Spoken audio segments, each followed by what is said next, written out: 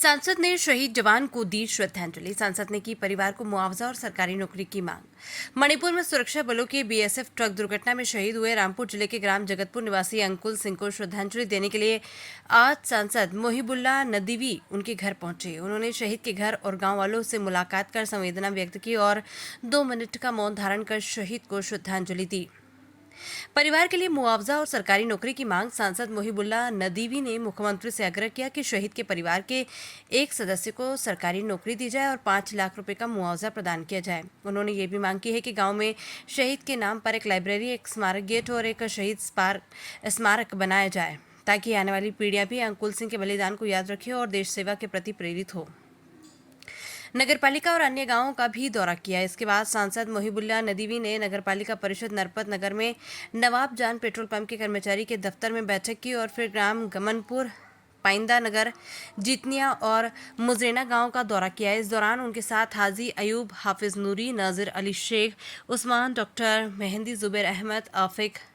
Doctor मकबूल अहमद, असद अली सहित कई गणमान्य लोग मौजूद रहे। शहीद का बलिदान हमेशा याद रखा जाएगा। सांसद ने कहा कि अंकुल सिंह का बलिदान देश के युवाओं के लिए प्रेरणादायक रहेगा और सरकार से पूरी कोशिश करेंगे कि शहीद के परिवार को हर संभव सहायता दिलाई जाए। रामपुर से शाहबाज खान की रिपोर्ट। यहाँ गेट बनाने के लिए और शहीद हुए नौजवान के लिए एक स्मारक की जो है वो परिवार को आश्वासन दिलाया है, ताकि बच्चे का नाम, शहीद का नाम, हमारे नौजवान का नाम हमेशा रहे और देश के और ज़िले के और नौजवानों के लिए पीड़ा और वो एक मिसाली, एक आइडियल बने।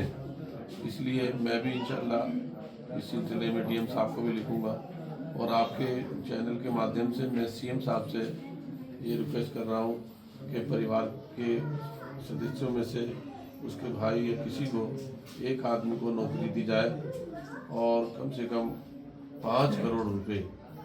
चूँकि बच्चे की अभी शादी नहीं हुई थी, सारे घर की जिम्मेदारियाँ थी, उसके माँ बाप की उम्मीदें, आरजुएं उससे वाबस्ता थी और अभी उसने अपनी ज़िंदगी का सफ़र शुरू ही किया था देश की रक्षा के लिए और वो करते हुए तीसरे महीने में ही देश के लिए अपनी जान को उसने कुर्बान कर दिया। तो मैं स्वयं सीएम साहब से, मुख्यमंत्री जी से,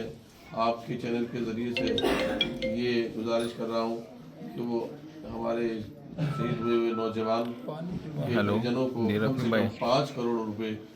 दें और उनके नाम से इस गांव में एक लाइब्रेरी और एक जो है गेट के लिए तो डीएम साहब ने कहा है और एक पार्क की भी जो है वो सुविधा कराई जाए,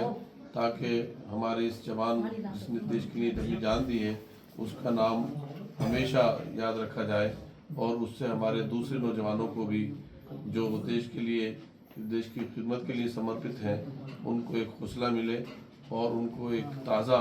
जो है वो जोश मिले कि हम हारने वाले नहीं हैं और चाहे कोई भी कैसे भी हालात हों, देश के नौजवान अपनी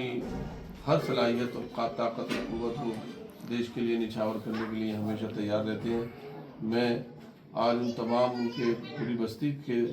दुख और गम में शरीक होने के लिए आया हूँ और परिवार में मुझे बाहर था जब मुझे इत्तला मिली थी,